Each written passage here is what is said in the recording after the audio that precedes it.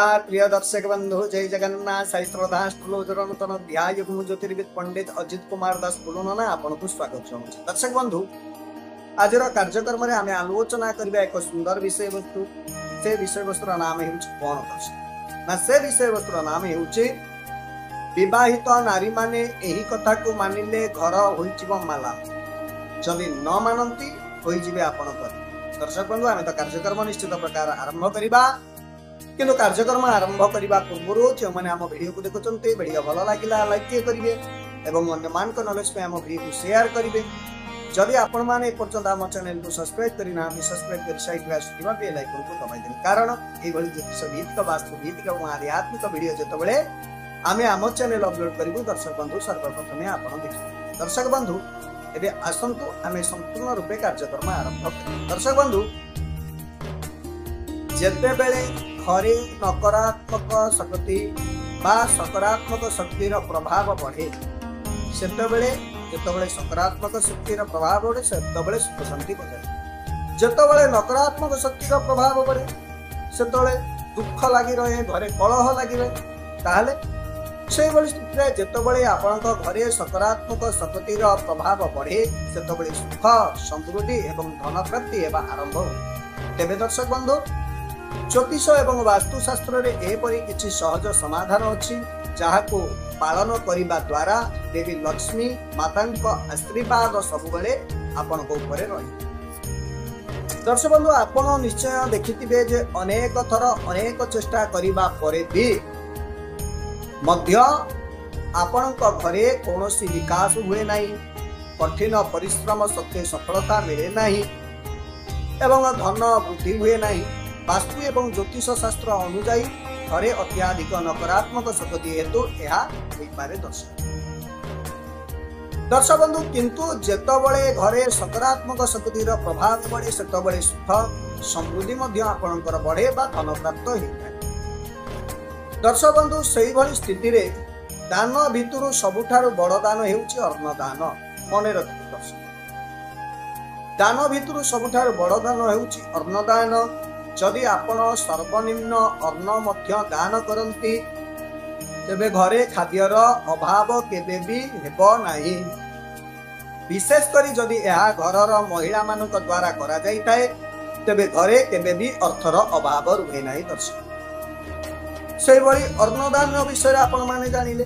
दर्शक बंधु एबे आसंतु जानिबा सोरिष तेल।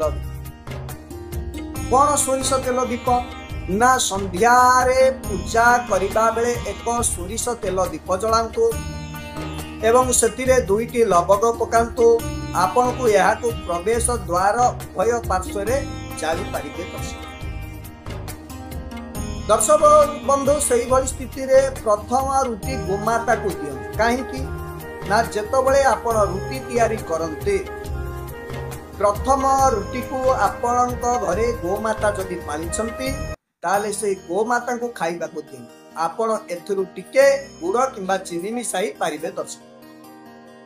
दर्शक बंधु सही भली स्थिति रे पक्षी मानकु दाना देबा पक्षी मानकु प्रतिदिन आपण दाना देबा शुभ बोली विवेचना करा जाए।